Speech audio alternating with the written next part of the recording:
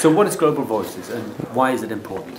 Global Voices is a citizen media, a community of online writers and translators who collectively analyze blogospheres and citizen media writing from all over the world and curate, translate, and amplify the best citizen media from local and regional conversations to for global audiences. So it provides a window into the conversations and the perspectives of local communities for people who wouldn't have access to it unless you speak the language or unless you happen to know who's trusted and who's most interesting in those communities. So it's a way of getting a window into worlds you wouldn't see otherwise. So why is that an important thing to do? We started because we noticed that the mainstream media in every country, but initially in the West, had a fairly limited view or ability to see into or to portray voices and perspectives other than the mainstream, other than those that were most relevant to, say, topics of the day as determined by editorial boards. And the proposition is that there are conversations going on in every country. And those conversations may or may not accord with what the perspective of the international press perceives to be valuable. And we wanted to see whether or not it was the same thing, and if it was different, to amplify those other perspectives. The idea being that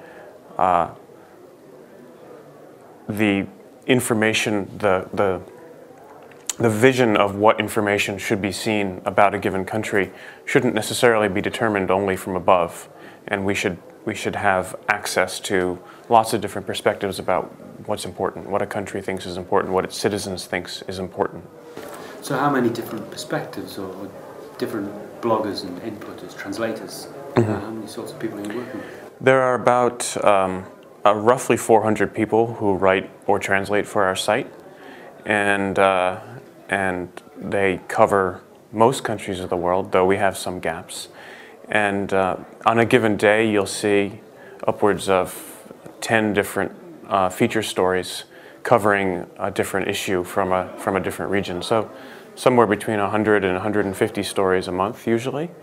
And and each one of those stories is covering between 5 and 15 different perspectives. So over time, and we've been doing this for a couple of years, over time you start to get quite a large picture of different voices and different conversations that come into a common platform. And what vision do you have for Global Voices over the next 2 or 3 years? How is it going to develop? Well, the first is to ensure that those voices continue to have a platform, and to track.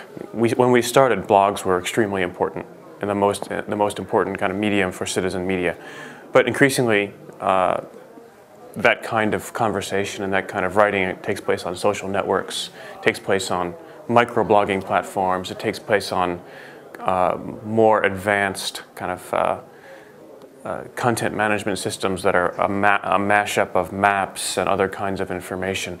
And so we want to make sure that those voices, as they come up onto other platforms, can continue to be amplified, aggregated, and analyzed for global audiences.